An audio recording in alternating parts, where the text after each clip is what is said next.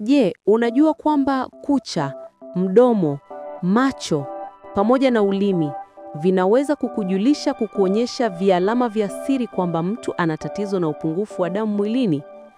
Lakini pia inaweza ikawa ni dalili ya magonjwa makubwa kama kansa ya damu na hata ya utumbo.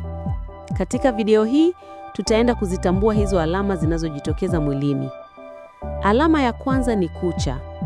Kama unavyoona, kucha hii iko kawaida, lakini kucha hii inaashiria kuna tatizo mwilini, na hii inaashiria ni upungufu wa damu au madini ya chuma ambayo ni muhimu katika utengenezaji wa damu.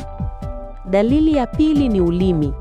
Kwa kawaida ulimi huwa na vipira ambavyo kitaalamu vinaitwa papila. Vipira hivi vina kazi za kutambua ladha mbalimbali kupitia taste buds, kusaidia harakati za chakula wakati wa kutafuna, kusaidia hisia ya mguso na hali joto kwenye ulimi.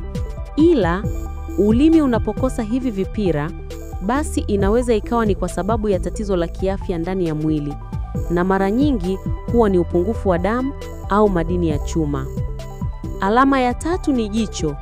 Unapokuwa na upungufu wa damu, hata vimisipa vidogo vidogo chini ya macho panakuwa pamepeuka na peupe.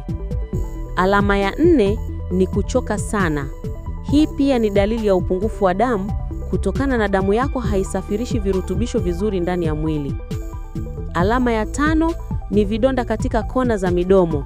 Mara nyingi vidonda hivi huhusishwa na ukosefu wa vitamin C, lakini pia vinaweza kusababishwa na upungufu wa damu, hasa kwa watoto. Tufollow kwa elimu ya afya, lishe na supplements kwa Kiswahili rahisi. Eternal: afya, kipato, amani na upendo.